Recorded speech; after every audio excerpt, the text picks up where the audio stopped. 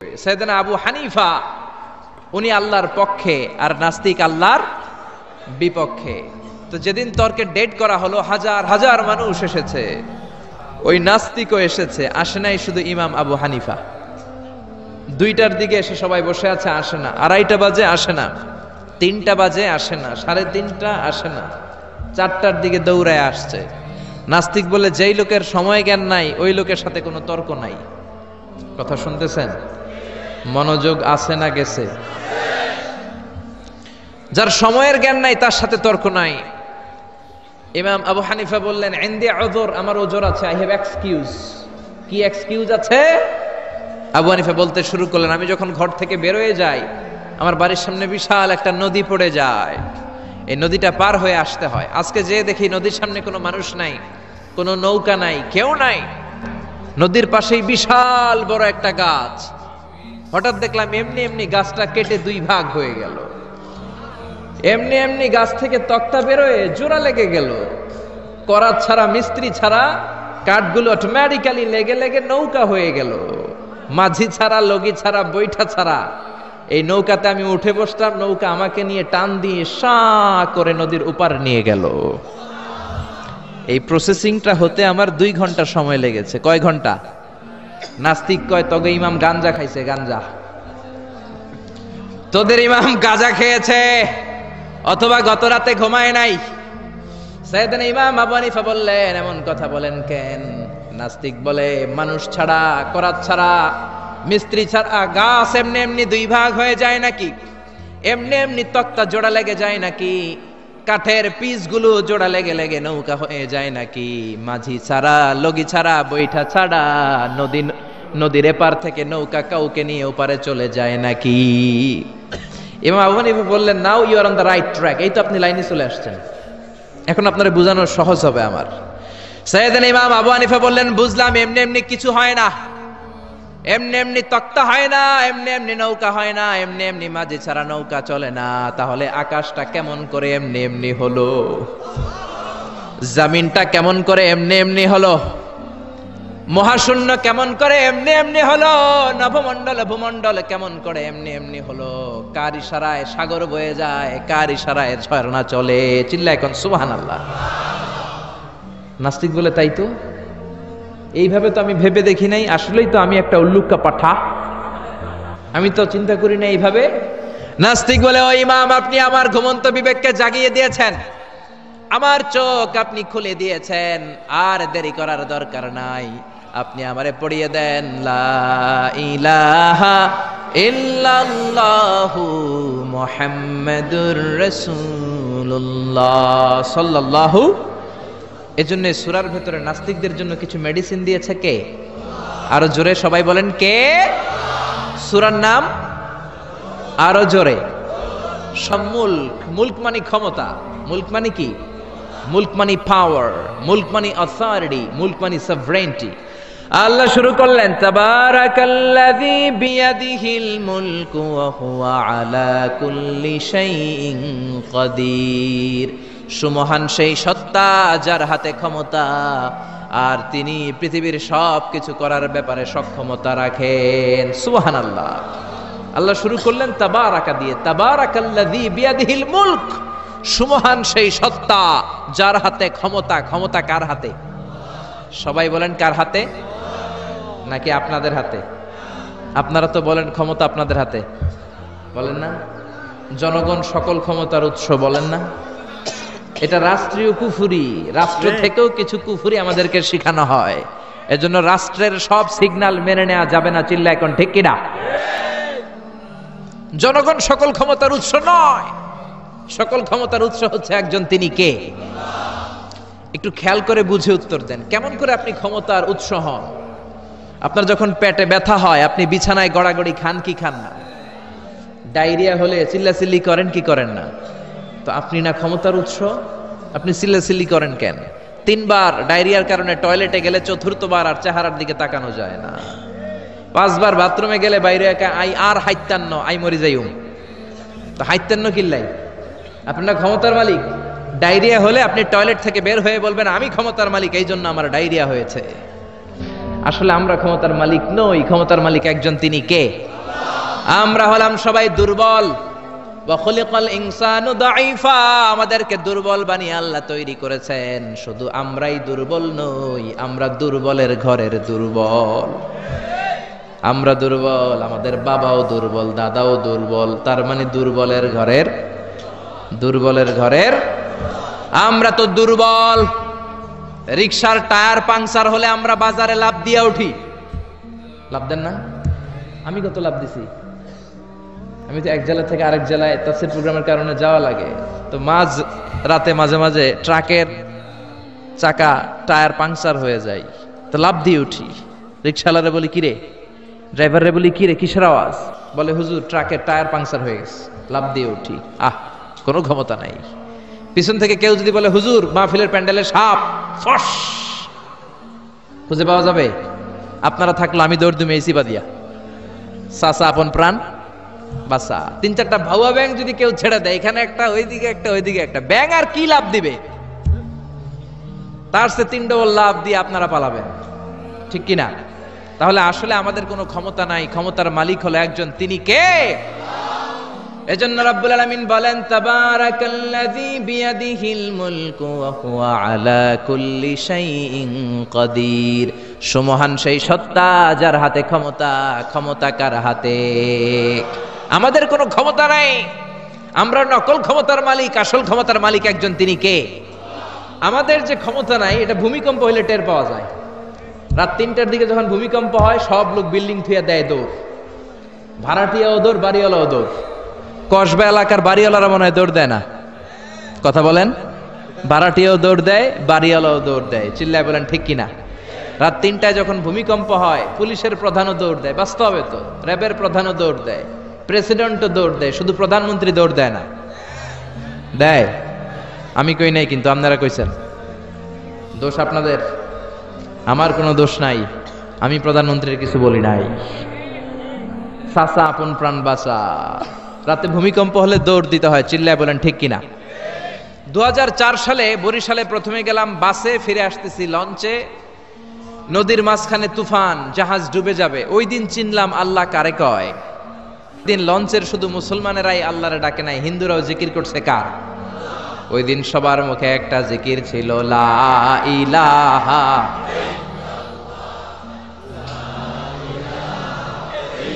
লা ইলাহা ইল্লাল্লাহু মুহাম্মাদুর রাসূলুল্লাহ। লঞ্চের সবাই সেদিন চিৎকার দিয়ে বলছে, বাঁচাও। আমি বললাম, কে বাঁচাবে? কই হুজুর আপনি বাঁচাবেন। তো তাইলে আমারে বাঁচাইবো কে? কই হুজুর আপনারে বাঁচাইবো আল্লাহ।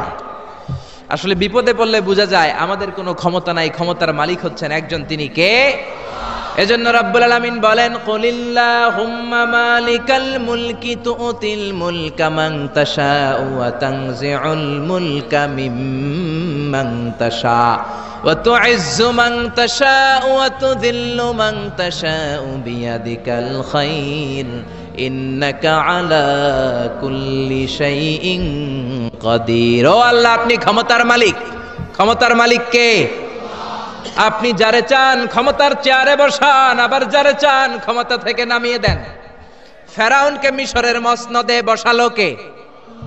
আবার সাগরের পানিতে সুবানি খাওয়াইলো কে? নমরুদকে ইরাকের চেয়ারে বসালো কে? আবার মশার কামড় দিয়ে শেষ করে দিল কে? ডোনাল্ড ট্রাম্পকে আমেরিকার ক্ষমতার চেয়ারের মধ্যে বসালো কে? ডোনাল্ড ট্রাম্প যদি বান্দ্রামি করে, ওইটারও লাথি মাইরা নামায়া দিতে পারে কে? এজন্য আল্লাহ বললেন, তাবারাকাল্লাযী বিয়াদিহিল মুলকু ওয়া হুয়া আলা কুল্লি শাইইন কাদির। সুমহান সেই সত্তা যার হাতে ক্ষমতা, সব ক্ষমতা কার হাতে? জোরে বলেন না, কার হাতে? এই পৃথিবীতে অনেক দেশের প্রধানমন্ত্রী কিংবা প্রেসিডেন্ট ক্ষমতার চেয়ারে 5 বছরের মেয়াদে বসে, জানেন? জানেন না? না, কোন দেশে 5 বছরের মেয়াদে, কোন দেশে 10 বছরের মেয়াদে। তো আমার আল্লাহ ক্ষমতার চেয়ারে বসছে কয় বছরের মেয়াদে? কথা বলেন। 20 বছর, 50 বছর, 100, 200, এর চেয়ে বেশি? উনার ক্ষমতার নির্দিষ্ট মেয়াদ নাই, উনার আজীবন মেয়াদ। সুবহানাল্লাহ কইবেন না? ওয়াল আউয়াল ওয়াল আখির ওয়াল যাহির ওয়াল বাতিন ওয়া হুয়া বিকুল্লি শাইইন আলিম। আল্লাহ বললেন আমি প্রথম, আমি শেষ, আমি প্রকাশ্য, আমি গোপন। অনাদিকাল থেকে আমি আল্লাহ ক্ষমতার চেয়ারে বসা, অনন্তকাল পর্যন্ত থাকব। ঠিক কি না? 5 বছর 10 বছরের মেয়াদে আল্লাহ ক্ষমতার চেয়ারে বসে নাই। আল্লাহর ক্ষমতার মেয়াদ হচ্ছে আজীবন মেয়াদ। চিল্লায় বলেন ঠিক কি না? বুঝে শুনে উত্তর দিবেন। পৃথিবীর অনেক দেশে ক্ষমতায় যেতে হলে ডেমোক্রেটিক সিস্টেমে ক্ষমতায় যেতে হয়, মানে ভোটে জিতে। তো আল্লাহও তো ভোটে জিতে ক্ষমতায় আসছে, তাই না? ভোট ছাড়া, হ্যাঁ, এমনি এমনি চলে আসছে। আবার পৃথিবীর অনেক দেশে ডিকটেটরশিপ সিস্টেমে, মানে স্বৈরাচারী পদ্ধতিতে, জোর যার মুল্লুক তার, ওই সিস্টেমে ক্ষমতায় বসে। আল্লাহ তো এই সিস্টেমে আসছে না? আচ্ছা। আবার অনেক দেশে আছে মোনার্কি সিস্টেম, রাজতন্ত্র, বাবা রাজা, তার ছেলেও রাজা। তো আল্লাহর বাবা ছিল রাজা, এই জন্য আল্লাহও রাজা। বিষয়টা কেমন? আল্লাহ বললেন খবরদার, আমার ক্ষমতার সাথে তোদের ক্ষমতা মিলাবি না। قل هو الله أحد الله الصمد لم يلد ولم يولد ولم يكن له كفوا أحد لم يلد ولم يولد। আমি কাউরে জন্ম দেই নাই, আবার আমি কারো কাছ থেকে জন্ম নেই নাই, উত্তরাধিকার সূত্রে কারো কাছ থেকে ক্ষমতা পাই নাই। বিশ্বের শুরুতে, মহাবিশ্বের শুরু থেকে যে ক্ষমতার চেয়ারে আমি আল্লাহ বসে আছি, আমি আল্লাহ এই ক্ষমতার চেয়ারে শেষ পর্যন্ত থাকবো। চিল্লায় বলেন ঠিক কি না? আমাদের ক্ষমতার সাথে ওনার ক্ষমতার কোনো মিল নাই। আবার পৃথিবীর অনেক দেশে দেখবেন ক্ষমতায় যেতে হলে কোয়ালিশন করা লাগে। বাংলাদেশে এটারে বলে জোট করা লাগে। কি করা লাগে? জোটের রাজনীতি বাংলাদেশে আছে না নাই? কথা বলেন, কথা কয় না, মনে হয় কিছু বুঝেই না। জোটের রাজনীতি আছে না নাই? জোট যার বেশি ক্ষমতা তার বেশি, ঠিক কি না? প্রথমে শুরু হইল 4 দলীয় জোট, তারপর 14 দলীয়, তারপর 18 দলীয়, এরপর 20 দলীয়, এরপর মহাজোট, এবার হবে মহাজোট। তো আল্লাহ তো জোট করে ক্ষমতায় আসছে। আল্লাহর জোট করা লাগছে, কোয়ালিশন করা লাগছে। আল্লাহ বললেন খবরদার, ওয়ালাম ইয়াকুল্লাহু শারীকুম ফিল মুলকি ওয়া কাব্বিরহু তাকবীরা। আমার ক্ষমতায় কোনো অংশীদার দল নাই, আমার ক্ষমতার মধ্যে কোনো শরিক দল নাই, আমার কোনো জোট নাই, আমার কোনো কোয়ালিশন নাই। আমি একাই ক্ষমতার মালিক, আমার ক্ষমতায় ভাগ বসানোর মতো কেউ নাই। জোরে কোন ঠিক কি না? আবার দেখবেন পৃথিবীর অনেক দেশে আন্দোলনের মাধ্যমে ক্ষমতার চেয়ার থেকে নামানো যায়। যিনি প্রেসিডেন্ট, একটা আন্দোলন করলে ক্ষমতা থেকে নামানো যায়, এরকম আছে না নাই? গণ অভ্যুত্থান করতে পারলে, আন্দোলন করতে পারলে ক্ষমতা থেকে নেমে যায়। আমি যখন মিশরে পড়াশোনা করি, মিশরের প্রেসিডেন্ট ছিল হোসনি মুবারক। মিশরে একটা আন্দোলন হলো, ওই আন্দোলনের ঠেলায় হোসনি মুবারক ক্ষমতা ছেড়ে দিতে বাধ্য হলো। তো আমরাও যদি পৃথিবীর সবাই মিলে আল্লাহর বিরুদ্ধে আন্দোলন করি, আল্লাহ ক্ষমতা ছেড়ে দিতে বাধ্য। বুঝে শুনে উত্তর দিয়েন। পৃথিবীর সবাই মিলে চাইলেও আল্লাহ ক্ষমতা থেকে নামবে না। আচ্ছা, যত জিন আছে মহাবিশ্বে, সব জিনেরা যদি বলে আমরাও একাত্মতা ঘোষণা করলাম, আমরাও আল্লাহরে মানি না, মানুষ জিন ভাই ভাই, আল্লাহর আর রক্ষা নাই, তাইলে তো আল্লাহ ক্ষমতা ছেড়ে দিবে, তাই না? ছেড়ে দিবে। আবার ফেরেশতারাও যদি বলে আমরাও মানি না, মানুষ জিন ফেরেশতা 3 দলীয় জোট। কয় দলীয়? কথা বলেন। মানুষ জিন ফেরেশতা 3 দলীয় জোট করে যদি আল্লাহর ব্যাপারে বিদ্রোহ করি, তাহলে আল্লাহর ক্ষমতা শেষ নাকি? আল্লাহর ক্ষমতা শেষ? আল্লাহ বললেন ওয়া আন্নাকুম গায়রু মুআজিজিল্লাহ।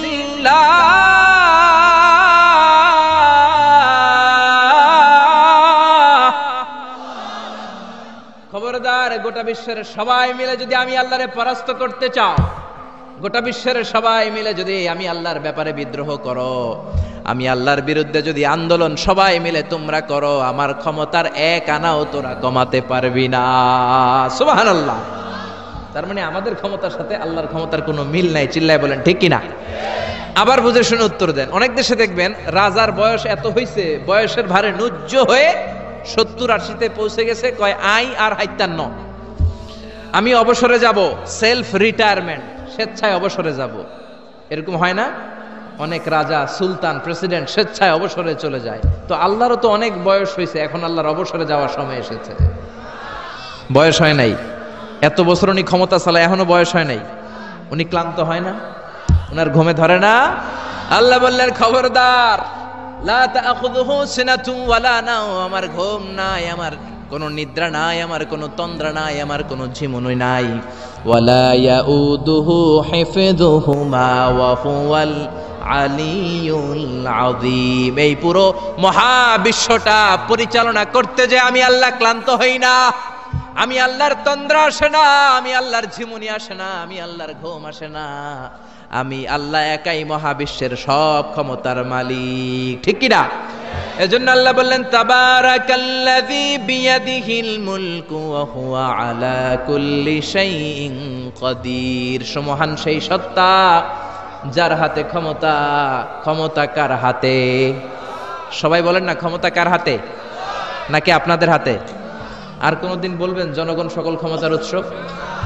আর কোনদিন বলবেন সকল ক্ষমতার উৎস হচ্ছে একজন, তিনি কে? আওয়াজ করে বলতে হবে, তিনি কে? আমরা বললাম আল্লাহ, বুঝলাম আপনি ক্ষমতার মালিক, আর কিসের মালিক বলেন? আল্লাহ বললেন আল্লাযী খালাকাল মাউতা ওয়াল হায়াতা লিয়াবলুয়াকুম আইয়ুকুম আহসানু আমালা ওয়া হুয়াল আজিজুল গফুর। আমি শুধু ক্ষমতারই মালিক নই, আমি এমন আল্লাহ যে আল্লাহ জীবন তৈরি করলাম, যে আল্লাহ মরণ তৈরি করলাম। আমি জীবনেরও মালিক, মরণেরও মালিক। আমাদেরকে জীবন দিয়েছে কে? মরণ দিয়েছে কে? আমাদের প্রাণ ভিক্ষা দিতে পারে কে? নাকি আপনাদের রাষ্ট্রপতি? আপনাকে রাষ্ট্রপতি তো নাকি প্রাণ ভিক্ষা দেয়, দেয় না? আরে রাষ্ট্রপতিরও তো প্রাণ ভিক্ষা দিবে আল্লাহ, চিল্লায় বলেন ঠিক কিনা? আল্লাহ বললেন আমি এমন আল্লাহ আল্লাযী খালাকাল মাউতা ওয়াল হায়াতা লিয়াবলুয়াকুম আইয়ুকুম আহসানু আমালা। তোমরা কে কেমন আমল করো এটা দেখার জন্য আমি জীবন বানালাম, মরণ বানালাম, আর জীবন মরণের মাঝখানে তৈরি করলাম রূহ। রূহ তৈরি করলাম। কি তৈরি করলাম? রূহ মানুষ তৈরি করতে পারে না, রূহ তৈরি করতে পারে একজন, তিনি কে? মানুষ কম্পিউটার তৈরি করতে পারে, প্লেন বানাতে পারে, রকেট বানাতে পারে, রোবট বানাতে পারে, সুফিয়া খালারে বানাতে পারে, কিন্তু রুহু বানাতে পারে না। সুফিয়া খালারে চিনেন? আপনারাও চিনেন? আহা, মেয়েদের মতো লিপস্টিক দেয়া হয়েছে ওর ঠোঁটে, মেয়ের আকৃতি দেয়া হয়েছে, অবয়ব দেয়া হয়েছে। সুফিয়া রোবটটাকে দেখে আমার প্রতিবন্ধী মনে হলো। এমনে তাকায়, এমনে করে, এমনে করে, এমনে করে, আর ভেতরে সফটওয়্যারে সব সেট করে দেয়া, যেটা রিমোট কন্ট্রোলে চাপে ওই অনুযায়ী বলে। চিল্লায় বলেন ঠিক কিনা? যারা এই সুফিয়াকে বানিয়েছে, কিয়ামতের দিন আল্লাহ বলবে এই সুফিয়ার ভেতরে রুহু দে, এই সুফিয়ার ভেতরে রুহু দে। যারা এই সুফিয়া নিয়ে পৃষ্ঠপোষকতা করেছে, বিদেশ থেকে দেশে এনেছে, সবাইকেই আল্লাহর সেদিন বিচারের ট্রাইব্যুনালের, সুপ্রিম কোর্টের কারাগারে কাঠগড়ায় আসামি হয়ে দাঁড়াতে হবে। চিল্লায় বলেন ঠিক কিনা? এজন্য আল্লাহ ডেকে বললেন গোলাম, আমি জীবন বানালাম, মরণ বানালাম, জীবন মরণের মাঝখানে বানালাম রুহু। এই রুহু থাকলে তুমি জিন্দা, রুহুটা না থাকলে তুমি হয়ে যাও মুর্দা। এই যে মিজানুর রহমান আজারি কথা বলতেছে, হাসে, হাত নাড়ে, কথা বলে, কারণ রুহু আছে। এই রুহুটা বের হয়ে গেলে লাশ হয়ে পড়ে যেতে হবে। চিল্লায় বলেন ঠিক কিনা? মক্কার কাফিরেরা বলল আব্দুল্লাহর বেটা মুহাম্মদ, রুহু কাকে বলে আমাদের বলো। রুহু দেখতে কেমন, কেমন করে দেহের মধ্যে রুহু ঢুকে, কেমন করে রুহুটা দেহ থেকে উড়াল দেয়, এই রুহুর ব্যাপারে তথ্য দিতে পারলে কালিমা পড়ে সবাই মুসলমান হয়ে যাব। আপনারা রুহু দেখছেন কেউ? আপনার দাদা যে মারা গেল, বাবা যে মারা গেল, রুহুটা যে উড়াল দিল, দেখছেন? কালার কেমন, সাইজ কতটুকু, ওজন কতটুকু, দেখতে কেমন? আমরা কেউ রুহু দেখেছি? চিল্লায় বলেন দেখেছি। বিশ্বনবীরে বলা হলো আব্দুল্লাহর বেটা মুহাম্মদ, রুহু কারে বলে? যদি বলতে পারো কালিমা পড়বো। বিশ্বনবী বলতে পারে না, কারণ বিশ্বনবী মন গড়া কোনো কথা বলেন না, আকাশ থেকে গ্রিন সিগন্যাল আসলে তবেই বলেন, ঠিক কিনা? বিশ্বনবী আল্লাহ তাআলার পক্ষ থেকে গ্রিন সিগন্যাল পাওয়ার জন্য উপরে তাকিয়ে রইলেন, আয়াত নাজিল হয়ে গেল। ইয়াসআলুনাকা আনির রূহি কুলির রূহু মিন আমরি রাব্বি ওয়া মা উতীতুম মিনাল ইলমি ইল্লা কালিলা। ও নবী, লোকেরা আপনারা জিজ্ঞেস করে রূহ কাকে বলে? মা হুয়া রূহ, হোয়াট ইজ দ্য স্পিরিট? আপনি বলে দেন রূহ হলো আল্লাহর পক্ষ থেকে স্পেশাল অর্ডার। আল্লাহর অর্ডারে এই রূহটা দেহের মধ্যে ঢোকে, আবার আল্লাহর অর্ডারে রূহ বের হয়ে যায়। আল্লাহু আকবার। এই রুহুটা মানুষের দেহে ঢুকে কার অর্ডারে? আবার বের হয়ে যাবে কার অর্ডারে? পৃথিবীর যত বিজ্ঞানীরা আছে সবাই মিলেও কি একটা রুহু বানাতে পারবে? জোরে বলেন না, রুহু বানাতে পারবে? আল্লাহ চ্যালেঞ্জ করে বললেন, ওমা উতীতুম মিনাল ইলমি ইল্লা কালিলা, তোমাদেরকে একেবারে যত সামান্য কিঞ্চিত জ্ঞান দিয়ে আমি তৈরি করেছি, তোমাদের এই লিমিটেড জ্ঞান দিয়ে রুহু বানানো যাবে? ইউনাইটেড স্টেটস অফ আমেরিকা একজন মেডিকেল সায়েন্টিস্ট এই চ্যালেঞ্জ গ্রহণ করলো। সে চ্যালেঞ্জ গ্রহণ করে বলল, আমি রুহু বের করে ছাড়বো। কি বের করব? রুহু। আমেরিকার ওই মেডিকেল সায়েন্টিস্ট সে চ্যালেঞ্জ করে বলল, আমি রুহু বানাবো। কি বানাবো? উত্তর দিতে হবে কিন্তু। কি বানাবো? রুহু বানাবো। কেমন করে রুহু বের হয় এটা আবিষ্কার করে আমি নোবেল প্রাইজ জিতবো, নোবেল লরেট হব। 7 বছর সে গবেষণা করলো মুমূর্ষু রোগীদের নিয়ে। মুমূর্ষু রোগী নিয়ে বসে থাকে, কখন রুহুটা বের হবে, রুহু ধরার জন্য বসে থাকে। কিন্তু 7 বছরে হাজার হাজার মুমূর্ষু রোগীর দেহ থেকে রুহু উড়াল দিছে, কিন্তু রুহু ধরতে পারে নাই। সুবহানাল্লাহ কইবেন না? আচ্ছা, এইবার তার মাথায় একটা চিন্তা আসলো, না এই পন্থায় হাঁটলে তো হবে না, আমি একটা কাজ করি, বুলেট প্রুফের গ্লাস দিয়ে একটা ছোট্ট গ্লাসের রুম বানাই, ওই গ্লাসের ভেতরে মুমূর্ষু রোগী ঢুকায় দিব। বুলেট প্রুফ চিনেন তো? মানে গুলি মারলেও গুলি ঢুকবে না। আমাদের মাননীয় প্রধানমন্ত্রী, রাষ্ট্রপতি মহোদয়, ওনারা যে গাড়িগুলো চালায় এগুলো কিন্তু বুলেট প্রুফ, জানেন? গুলি মারলে গুলি ঢুকে না। তো উনি বুলেট প্রুফ গ্লাস দিয়ে, টেম্পার্ড গ্লাস দিয়ে ছোট্ট একটা রুম বানালেন, কাচের গ্লাস। উনি মনে মনে ভাবলেন, মুমূর্ষু রোগী যদি এই কাচের গ্লাসের ভেতরে ঢুকাই, যেহেতু বুলেট প্রুফ, কিছু ঢুকেও না, বাইরে হয় না, রুহু বাইরে কেমনে দেখি। তো কাচের গ্লাস বানিয়ে তার টিমের সবাইকে বলল, আইসিইউ থেকে একটা মুমূর্ষু রোগীকে ধরে আনো, আজকে আমি রুহু ধরে ছাড়ুম। তো মুমূর্ষু রোগীকে আনা হয়েছে ইন্টেনসিভ কেয়ার ইউনিট থেকে, তাকে কৃত্রিম অক্সিজেন দিয়ে লাইফ সাপোর্টে রাখা হয়েছে। মেডিকেল টিমের প্রধান বলে, এই লোকটারে এই বুলেট প্রুফ গ্লাসের যে ছোট্ট রুম, এটার ভিতরে ঢুকানোর আগে চেক হিজ বিপি, তার বিপি মাপ, ব্লাড প্রেশার মাপ। তো মেপে দেখে ঠিক আছে। ওজন মাপ, বলে ওজন মাপা হলো, ওজন হচ্ছে 80 কেজি, 80 কিলোগ্রাম। কত কেজি? 80। সবাই বলেন কত কেজি? 80 কেজি। এবার মেডিকেল টিমের প্রধান বলে, মুমূর্ষু রোগীটার ভিতরে ঢুকিয়ে দে। ঢুকানো হলো। এবার সে বলল, লাইফ সাপোর্ট খুলে ফেল। সবাই বলে, স্যার লাইফ সাপোর্ট খুলে ফেললে তো মরে যাবে।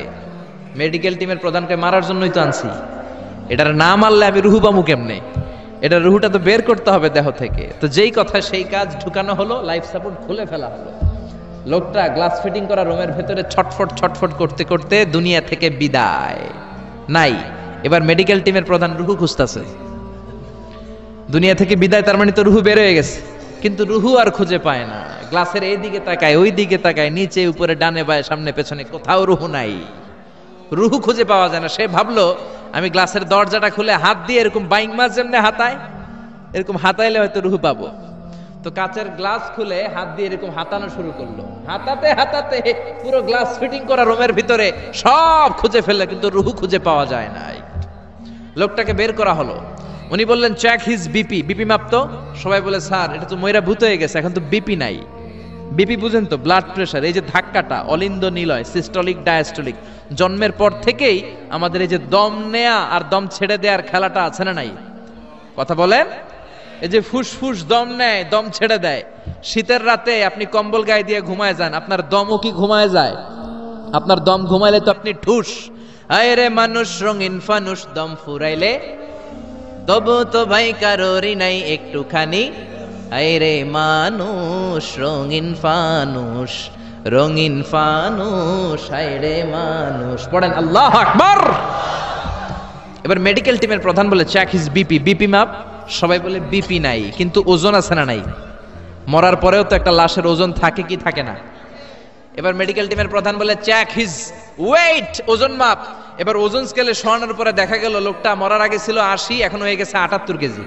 মেডিকেল টিমের প্রধান কয়, আমি পাইছি। সবাই কয়, কি পাইছেন?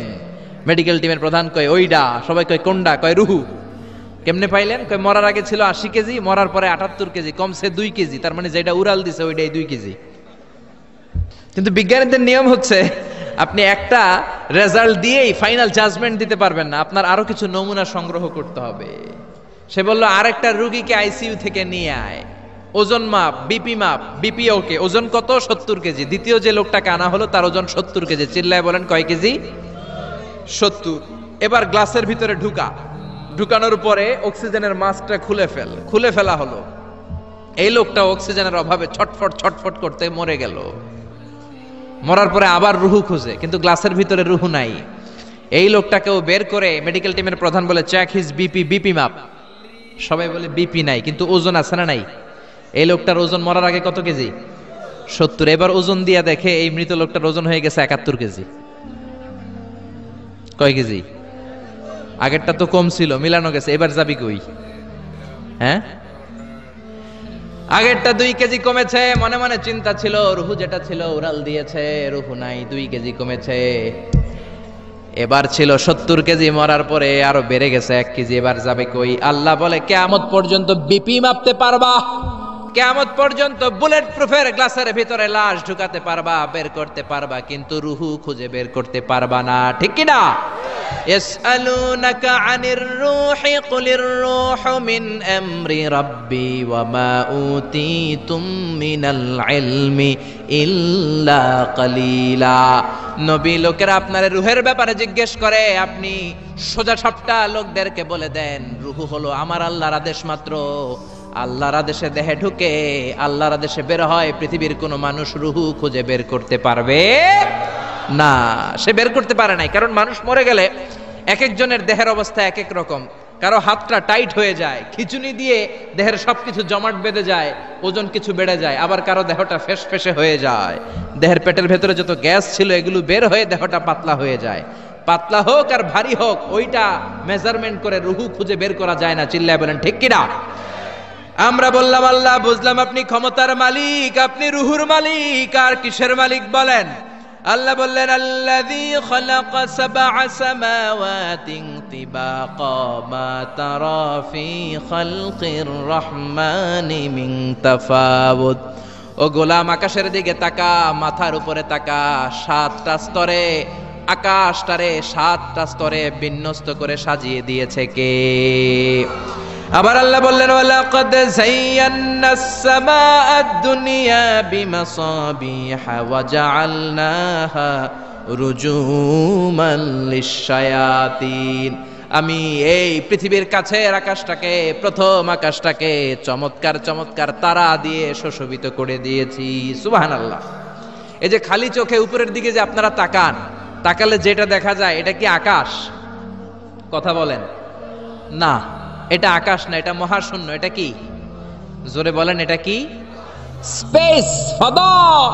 এটা মহাশূন্য। আপনি উপরের দিকে তাকালে যেটা দেখেন, এটা প্রথম আকাশের মহাশূন্য। কথা খেয়াল করে বুঝতে হবে।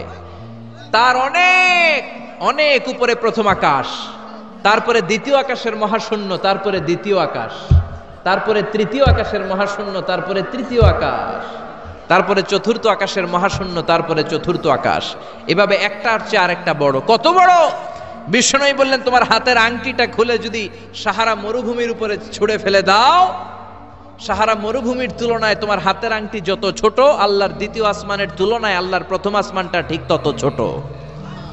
সুবহানাল্লাহ। বাড়িতে যে বললেন একটার চেয়ে আরেকটা বড়। প্রথম আসমানের চেয়ে দ্বিতীয় আসমান বড়, দ্বিতীয় আসমানের চেয়ে তৃতীয় আসমান বড়, ওইটার চেয়ে চতুর্থ, পঞ্চম, ষষ্ঠ, সপ্তম ওইটা বড়। তার উপরে বর্ডার এলাকা সিদরাতুল মুনতাহা বড়, তার চেয়ে বড় হচ্ছে লৌহে মাহফুজ, তার চেয়ে বড় আল্লাহর আরশ, তার চেয়ে বড় আল্লাহর কুরসি, তার উপরে আল্লাহর 70,000 নূরের পর্দার প্রথম পর্দাটা মহাবিশ্বের সবকিছুর চাইতে বড়। আল্লাহর এই সৃষ্টির তুলনায় কত ক্ষুদ্র আমি, কত তুচ্ছ আমি, কত নগণ্য আমি। এই যে আড়াইবাড়ি দরবার, এটা কোন থানায় পড়েছে? কসবা। কসবা হচ্ছে ব্রাহ্মণবাড়িয়ার একটা থানা, তাই না? ব্রাহ্মণবাড়িয়া হচ্ছে বাংলাদেশের 64টা জেলার একটা জেলা। এরকম 64টা জেলা মিলে সুজলা সুফলা শস্য শ্যামলা ডিজিটাল বাংলাদেশ। ঠিক কিনা? আর এই ডিজিটাল বাংলাদেশ এই পৃথিবীর সবচেয়ে বড় দেশ নাকি? হ্যাঁ, তাহলে ছোট্ট সাইজের একটা দেশ। এই যে পাশের ভারত, এই ভারতও বাংলাদেশের চেয়ে 20-25 গুণ বড়। কানাডা প্রায় 100 গুণ বড়, রাশিয়া প্রায় 150 গুণ বড়। এরকম 200টা দেশ নিয়ে পৃথিবীর 30 ভাগ স্থল, বাকি 70 ভাগ শুধু হানি আর হানি। বুঝতে পারছেন? এই পুরোটা মিলে আমাদের পৃথিবী। এই পৃথিবী হচ্ছে সৌরজগতের খুব ছোট্ট সাইজের একটা গ্রহ। সৌরজগৎ নিয়ে যাদের কিছু পড়াশোনা আছে তারা জানবেন, এই সৌরজগতের একটা ছোট্ট বালিকণার চেয়েও ছোট সাইজের একটা গ্রহ হচ্ছে পৃথিবী। ওমরে ফারুক যখন রাদিয়াল্লাহু তাআলা আনহু মদিনার খলিফা, ইহুদিদের একটা দল ওমরে ফারুকের সাথে সাক্ষাৎ করে এসে বলে, ওমরে ফারুক, তোমাদের কোরআনে আমাদের ইহুদিদের ব্যাপারে একটা বদনাম আছে। কি বদনাম? এই আয়াতে তোমাদের আল্লাহ বলেছে ফাআবাউ আইয়ুদাইফুহুমা, মানে দুইজন পয়গম্বর এসেছিল আমাদের কাছে, কিন্তু আমরা এগরে খাওয়াই নাই, এরা ক্ষুধার্ত ছিল। কিয়ামত পর্যন্ত তোমরা এই আয়াত তেলাওয়াত করবা আর মানুষ আমাদেরকে গালি দিবে। তো গালাগালির দরকার নাই, চলো একটা মিউচুয়ালে যাই। কি যাই? Mutual understanding. বেশি কিছু করা লাগবে না। এই ফাআবাউ আইয়ুদাইফুহুমার আবাউয়ের যে বায়ের নোক্তাটা, এইটা সরাই দিয়ে তুমি উপরে দুইটা নোক্তা দিয়ে বারে তা বানায় দিবা, তাহলে অর্থ হবে ফাআতাও আইয়ুদাইফুহুমা, মানে দুই নবী আসছে আর ইহুদিরা তা করে খাওয়াইছে। ওমরে ফারুক বলে কি লাগবে? কয় এক নোক্তা চেঞ্জ করা লাগবে। কয় একটু দাঁড়া। এরা তো মহা খুশি, আজকে আমাদের মিশন কমপ্লিট। ওমরে ফারুক ঘরের ভিতরে ঢুইকা একটা তলোয়ার নিয়ে আসছে। কয় কার কার লাগবে, এদিকে আয়। সব দিছে দৌড়। সুবহানাল্লাহ কইবেন না? আরে ওমরে ফারুক তো এমন সাহাবী ছিলেন যাকে দেখে মুনাফিকরা থরথর করে কাঁপতো।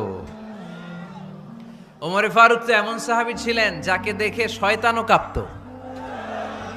বিশ্বনবী বলতেন, ওমর, মা সালাকা শাইতানু সালিকান ফাজ্জান ইল্লা সালাকা ফাজ্জান গায়রা ফাজ্জিক।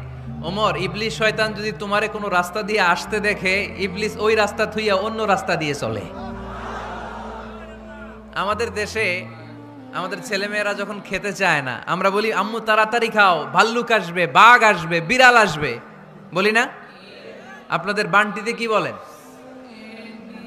আপনার ছোট্ট মেয়েটা রাতের খাবার খেতে চায় না, খাবার নিয়ে পিছে পিছে দৌড়াইতেছেন, মা খাও, কি আসবে বলেন? বিলাই। আর কি বলেন? আচ্ছা, শিয়াল আসবে, কুকুর আসবে, বিড়াল আসবে। মদিনাতেও মদিনার মায়েরা বাচ্চাদেরকে রাতে খাওয়াতে পারতো না, তখন বাচ্চাদেরকে বলতো, মা তাড়াতাড়ি খাও, হা হুয়া ইয়াতি ওমর, ওই যে ওমর আসতেছে। ওমরে ফারুকের নাম শুনলে ভয়ে চুপটি মেরে বাচ্চাগুলো খেতে শুরু করতে পড়েন। সুবহানাল্লাহ। এজন্য বিশ্বনবী বলেছেন, লা নাবিয়্যা বা'দি ওয়ালা রাসূলা, আমার পরে কোনো নবীও নাই, রাসূলও নাই, তবে লাউ কানা বা'দি নাবিয়্যুন লাকানা ওমর, আমার পরে যদি নবী হওয়ার কোয়ালিটি কারো থাকে, আমার ওমরের সেই কোয়ালিটি আছে। ওমরে ফারুকের কাছে আসছিল একটা নোক্তা চেঞ্জ করার জন্য, বারে তা বানাইতে পারছে? এইভাবে অনেকভাবে ইহুদিরা ষড়যন্ত্র করেছে, একটা অক্ষর, একটা নোক্তা চেঞ্জ করতে পেরেছে? এই ভারতবর্ষ থেকে কোরআন কিভাবে দূর করবে অনেক প্ল্যান করেছে ইংল্যান্ড থেকে। পরে তারা ভাবলো ভারতের যত কোরআন আছে আগুন দিয়ে জ্বালায় দিব, তাইলে কোরআন দূর হয়ে যাবে। পরে তাদের আরেক কমিটি রিপোর্ট করলো, না, আমরা এসে অডিট করে দেখলাম এরা শুধু কাগজেই কোরআন লিখে রাখে না, এদের হেফজখানাগুলোতে বাচ্চারা মাথা ঢুলতে ঢুলতে কোরআন পরে পরে সিনার ভিতরে ঢুকায়া রাখে। পৃথিবীর কোনো অপশক্তি কোরআনের কিছুই করতে পারবে না। চিল্লায় বলেন ঠিক কিনা? এজন্য আমরা কোরআনের সাথে থাকতে চাই, ইসলামের বিজয়ের অংশীদার হতে চাই। চিল্লায় বলেন ঠিক কিনা? ইসলামটা দিয়েছে কে? এটা কি সত্য ধর্ম না মিথ্যা ধর্ম? কার দেয়া ধর্ম? হুয়াল্লাযী আরসালা রাসূলাহু বিল হুদা ওয়া দীনিল হক লিইয়ুযহিরাহু আলাদ-দীনি কুল্লিহি ওয়ালাউ কারিহাল মুশরিকুন। তিনি তো এমন সত্তা যিনি তার নবীকে সত্য ধর্ম দিয়ে পাঠিয়েছেন, হেদায়েত দিয়ে পাঠিয়েছেন। মুশরিকরা কোরআনকে, ইসলামকে যতই না অপছন্দ করে, ইসলামের আওয়াজকে কেউ থামাতে পারবে না। এজন্য ইসলামের প্রথম বৈশিষ্ট্যের নাম আর রব্বানিয়া। এটা রবের দেয়া ধর্ম, এটা মন মস্তিষ্ক প্রসূত কোনো ধর্ম নয়। এ ধর্মের সবকিছু রব কেন্দ্রিক, রব সেন্টার্ড, রবের টেক কেয়ারে চলে। সব জায়গায় রবের নাম আছে না নাই? আমরা যখন বলি আল্লাহ দুনিয়ার কল্যাণ চাই, আখিরাতের কল্যাণ চাই, আগুনের শাস্তি থেকে তোমার কাছে পানা চাই, তখন আমরা রবের নাম নেই। আমরা পড়ি রব্বানা আতিনা ফিদ দুনিয়া হাসানাতাও ওয়া ফিল আখিরাতি হাসানাতাও ওয়া কিনা আযাবান নার। সুবহানাল্লাহ পড়েন। এই দোয়াটা যে করি কোন শব্দ দিয়ে করি? রব্বানা। কি বলি? মানে আমাদের রব। সব জায়গায় রবের নাম আছে না নাই? আবার যখন ভুল হয়ে যায়, অন্যায় হয়ে যায়, পাপ হয়ে যায়, তখন যেই দোয়াটা করি ওই দোয়ার শুরুতেও রবের নাম আছে না নাই? তখন আমরা পড়েন রব্বানা যালামনা আনফুসানা ওয়া ইল্লাম তাগফির লানা ওয়া তারহামনা লানাকুনান্না মিনাল খাসিরিন। ও আমাদের রব, জুলুম করেছি, অন্যায় করেছি, পাপ করেছি, তুমি যদি মাফ না করো আমরা তো ক্ষতিগ্রস্তদের মধ্যে শামিল হয়ে যাব। ঠিক কি না? তার মানে দোয়ার আগে কার নাম? বলেন রবের নাম। কার নাম? আবার কবরের প্রথম প্রশ্নেও রবের নাম আছে না নাই? জিজ্ঞেস করা হবে মার রব্বুক, তোর রবের নাম কি? আমরা উত্তরে কি বলবো? আল্লাহ আমারে রব, এই রবই আমার সব, দমে দমে তনু মনে তারি অনুভব, আল্লাহ আমারে রব। তার মানে সব জায়গায় রবের নাম আছে না নাই? যখন রুকু দেই, রুকু ওইখানে কি পড়ি? সুবহানা রব্বিয়াল আযীম। যখন সিজদায় যাই তখন কি পড়ি? সুবহানা রব্বিয়াল আ'লা। তার মানে এই ধর্মের কেন্দ্র হচ্ছে রবকে কেন্দ্র করে এই ধর্ম প্রতিষ্ঠিত, রবের দেয়া ধর্ম, রবের টেক কেয়ারে চলে। এই জন্য এই ধর্মের বৈশিষ্ট্যের নাম হচ্ছে রব্বানিয়া। তাহলে হিন্দু ভাইদেরকে যখন দাওয়াত দিব, বলবো ভাই আমরা এত কিছুর পূজা করি না, আমরা হিন্দু ধর্মের প্রতিও শ্রদ্ধাশীল, কোন ধর্মকে নিয়ে আমরা কোনো কটূক্তি কখনো করি না, তবে চিন্তার জন্য মাঝে মাঝে কিছু যৌক্তিক কথা আমরা ছুড়ে দেই। ঠিক কিনা? আমরা তাদেরকে বলি যে আমরা এতগুলো খোদার ইবাদত করতে পারবো না, একজনের ইবাদত করে কুলবাই না। ঠিক কিনা? এইভাবে যুক্তির আলোকে আমরা বুঝাবো। আমাদের মানবতার ধর্ম, মানুষকে ইসলাম সবচেয়ে গুরুত্ব দেয়। মানুষকে ইসলামে বলা হয় আশরাফুল মাখলুকাত, সব মাখলুকাতের মধ্যে মানুষ সেরা। ঠিক কিনা? এমনকি আল্লাহ আমাদেরকে এত মর্যাদা দিয়েছে, ইসলাম ধর্ম গ্রহণ করার ক্ষেত্রে আল্লাহ কোনো জোর জবরদস্তি করে নাই। লা ইকরাহা ফিদ্দিন, দিনের ভেতরে জোর জবরদস্তি আছে? আপনি চাইলে হিন্দুদের মন্দির ভাঙতে পারবেন? তাদেরকে জোর করে ধর্মান্তরিত করতে পারবেন না, কারণ সে তো মানুষ, সবার উপরে মানুষ সত্য, তাহার উপরে নাই। সব মাখলুকাতের মধ্য থেকে মানুষের মর্যাদা সবচাইতে বেশি। আল্লাহ আমাদেরকে ফ্রি উইল দিয়েছেন, স্বেচ্ছায় স্বাধীনভাবে আমরা সব করতে পারি। ফামান শাআ ফালইউমিন ওমান শাআ ফালইয়াকফুর, চাইলে মুসলমান হইতে পারো, আবার কাফির হইতে পারো। দ্য ডিসিশন ইজ ইয়ার্স, সিদ্ধান্ত তোমার। তবে মুসলিম হলে জান্নাতে থাকবা, আর কাফির হলে জাহান্নামে পূর্বা। জোরে কোন ঠিক কিনা? কিন্তু জোর করে ঢুকাইছে আপনার ইসলামে, কারণ এটা মানবতার ধর্ম, এটা মানবতার কথা বলে। ইসলাম সবাইকে মানুষ হিসেবে কনসিডার করে। বিষ্ণু ঈসা ইসলাম একবার একটা লাশ দেখে সাহাবীদের সাথে বসা, বিশ্বনবী হুট করে দাঁড়িয়ে গেলেন। কি করলেন? সাহাবারা বললেন ইয়া রাসূলুল্লাহ ইন্নাহু ইয়াহুদি, এটা তো ইহুদির লাশ, আপনি দাঁড়ালেন যে? এটা কার লাশ? আপনি দাঁড়ালেন কেন? বিশ্বনবী বললেন আওয়ালাইসাত নাফসান, এটা কি মানুষ না? ইহুদি কি মানুষ না? আরে আমি তো ইহুদি, খ্রিস্টান, মুসলিম ওগুলো দেখা দাঁড়াই নাই, আমার দু চোখে আমি কনসিডার করেছি this is a human being, so I need to salute হিম। এটা মানুষ, এটা মানব, আমি মানব জাতিকে দাঁড়িয়ে স্যালিউট করেছি। চিল্লায় বলো ঠিক কিনা? বিশ্বনবী দু চোখ দিয়ে মানুষ দেখতেন, আস্তিক নাস্তিক দেখতেন না, কাফির মুশরিক দেখতেন না। বিশ্বনবী কনসিডার করতেন this is a human being, এটা একটা মানুষ। এটারে বলে হিউম্যানিটেরিয়ান রিলিজিয়ান। ইসলামরে বুঝে নেন, ইসলামের সৌন্দর্যটারে শিখে নেন, কাদা ছড়াছড়ি আর কইরেন না। কত সুন্দর ধর্ম আল্লাহ আমাদেরকে উপহার দিলেন, আর এই ধর্মটারে আমরা কুৎসিত করতে করতে, কালো করতে করতে শেষ করে দিয়েছি। এজন্য অমুসলিমরা বলে মুসলমান হওয়ার দরকার নাই, আমাদের ধর্মই অনেক ভালো, কারণ ইসলামের যে সৌন্দর্য আমরা তো দেখাইতে পারি নাই। ওরা তো আঙ্গু দিকে তাকাইলেই দেখে এ আরে বলে কাফের, ও ওরে বলে মুশরিক। ঠিক কিনা? তেরা বলে আমগো কাফের হওয়ার দরকার নাই, মুশরিক হওয়ার দরকার নাই, আমরা যা আছি ওইটাই ভালো। ঠিক কিনা? এটা হিউম্যানিটেরিয়ান রিলিজিয়ান। জাদুল মাআদ ফি হাদি খায়রিল ইবাদ, আল্লাহ রাসূল সাল্লাল্লাহু আলাইহি ওয়াসাল্লামের উপর একটা সিরাত গ্রন্থ আর আসিরাহ আল হালাবিয়া, এই দুইটা গ্রন্থে একটা ঘটনা এসেছে। নাজরান থেকে ৬০ জন খ্রিস্টান পাদ্রী বিশ্বনবীর সাথে দেখা করতে এসেছিলেন। কয়জন? জোরে বলেন কয়জন? তারা যখন দেখা করতে এসেছে মদিনার বাজারে তারা দাঁড়িয়েছে। ইন দ্য মিন টাইম জোহরের আজানের সময় মসজিদে নববী থেকে আজান হচ্ছে, সুমধুর আজানের ধ্বনি শুনে তারা থমকে দাঁড়িয়েছে। বাজারে দেখতে লাগলো আজান হওয়ার সাথে সাথেই ব্যবসায়ীরা দৌড় মসজিদে। বলতে না বলতে 60 জন খ্রিস্টান পাদ্রী এসে হাজির। কি করবেন বিশ্বনবী? উপায় অন্তর না দেখে 60 জন খ্রিস্টানের জন্য বিশ্বনবী নিজ হাতে মসজিদে নববীর তালা খুলে দিয়ে মসজিদে ঢুকার ব্যবস্থা করে দিয়েছেন।